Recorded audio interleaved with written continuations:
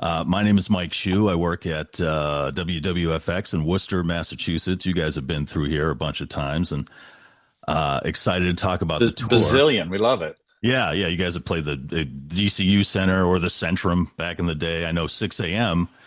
Oh yeah. played at the Palladium here in Worcester, and I wanted to bring that up before we started. We Yeah. spoke in 2014. It's when the Patriots and the Seahawks were in the Super Bowl. And Yes, yes, I remember. we had a little back and forth about that. Of And course. and you said, "All right, well, let's make a bet." And I said, "All right, well, if the Patriots lose, I will dance naked during one song Yes. at the Yeah. Palladium." Yeah. And then you said, "All right, well, if the Seahawks, lose, I will play one song naked." And unfortunately, you Yeah. remained clothed during the whole show. I was kind of disappointed, Nikki. No, I gotta say that was something I did for the fans. No one wants to see a 60-year-old man running around naked. I On don't know. stage. Maybe I don't know. Yeah, can you imagine back in the day, we've done all kinds of crazy stuff. Now you can't even pick your nose. It's like, yeah, Nikki Sixx is picking his nose, so he's not playing bass. Right? I mean, it's like, well, everyone's got a camera on their phone, and I would Yeah, imagine you may be a little bit grateful that none of that existed through the '80s and most of the '90s, where everybody, absolutely. yeah, Yeah, that's a whole other thing. So yeah, we're excited. I mean, listen, two of our biggest and most successful tours was the Dr. Feelgood tour, and that's not to negate like girls, girls, girls or any of that stuff, but it's just like that was a big peaking time for us, and that album connected with people. And then the Carnival of Sins tour 20 years ago, that was like unbelievable. It was such a fun experience. And, we were just like, it's an anniversary of that and that DVD, and people still talk to us about that show. We're like, well, what can you do now with technology that you couldn't do back then? They didn't even have video screens back then, and anything that you could do that would encompass and take over the imagination of all the people there. And that we had an opportunity to do that in Vegas on a couple things. We have this, in the beginning from the starts off the Shout at the Devil album.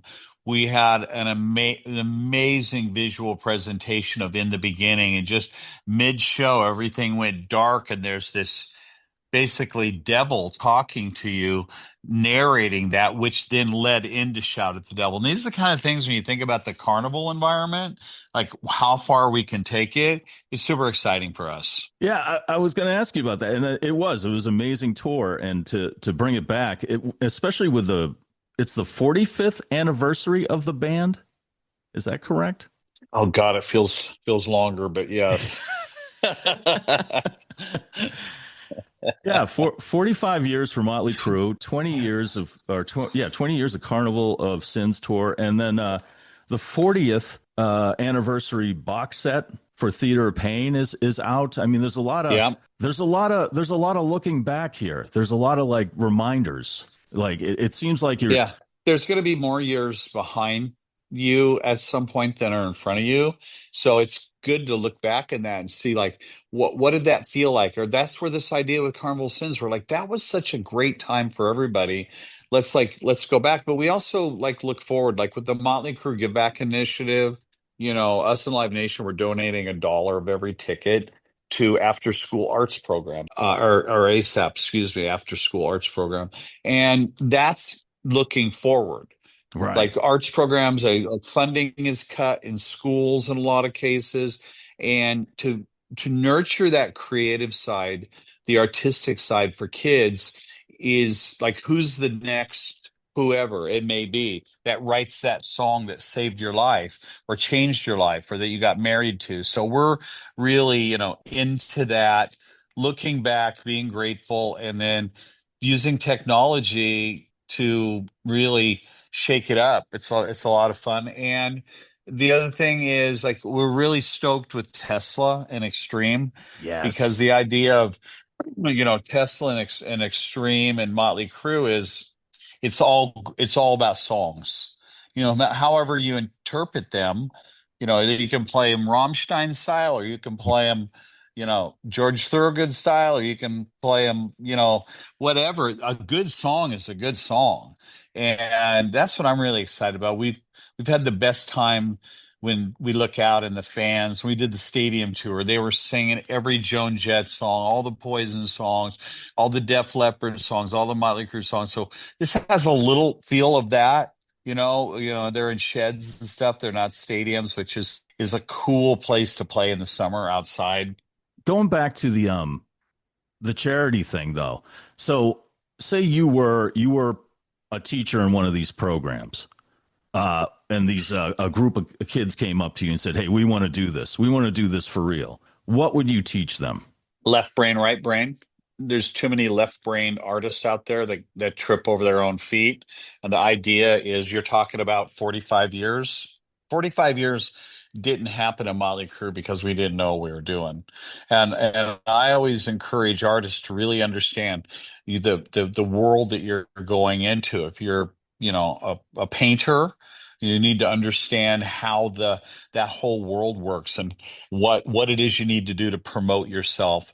And, same in the music business. Understand how to read contracts, understand what billbacks are, understand so you can come home after doing something or, whatever you're into, writing books, you can promote it, you can release it into the world and you go, whether it's successful or not, I did my very, very best.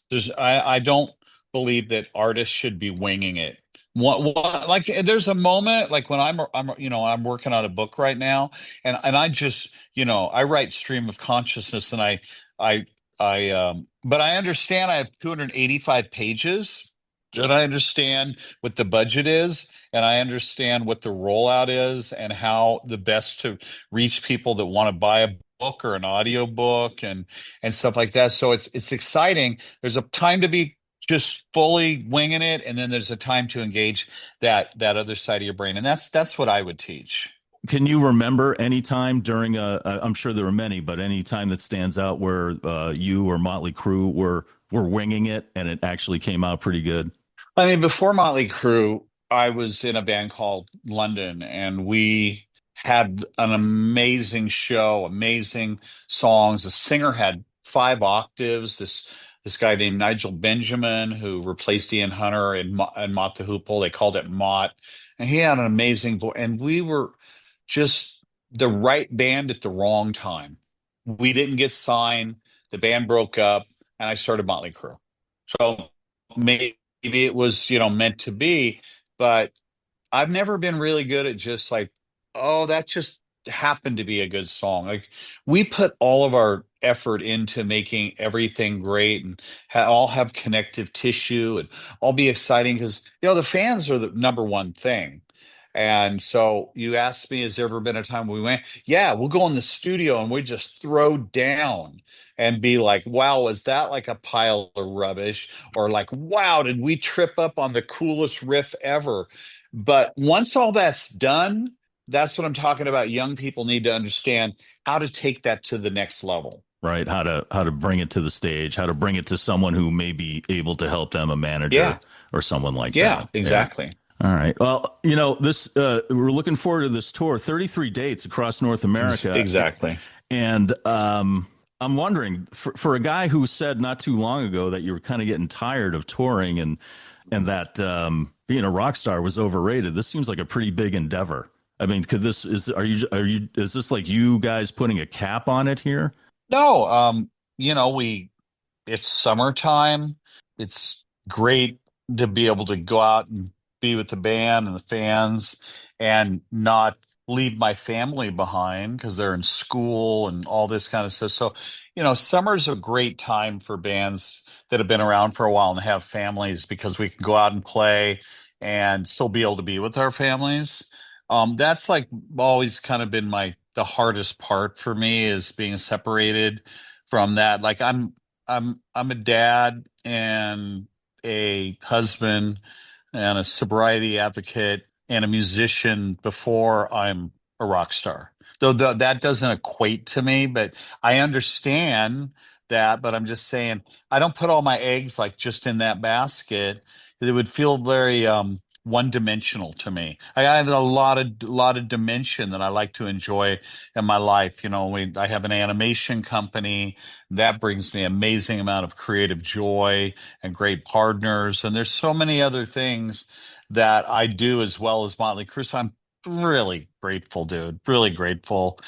And no, this isn't like a cap on anything. It's just and then plugging it into summertime, it just works for everybody. It's just a blast. So it's still fun. You're not just kind of like, okay, this is it. We're gonna do this and we're done. How can it not be fun to be, in a band where everybody's singing your singing the songs. songs that Yeah. meant something to you? I mean, like there's the line like in On with the Show, and my dad was the first one in our family to speak English. My family came from Italy, and he was the first one to speak English, and his name was Frank, and I was named after him, Frank Ferrana. And so when I was coming up in bands, I had like a stage name, and I was Nikki London for a while, and then I was going to change it to Nikki Nine, and then I stuck with Nikki Sixx. And I remember when I wrote that song, it says Frankie died just the other night. Some say it was suicide. And in my own song, I killed my former self to detach from what at the time it was a very painful relationship with my dad and my mom. And that fueled Motley Crue in a lot of ways because it fueled me, and I was driven by lots of different of emotions. And you're writing songs like Bastard.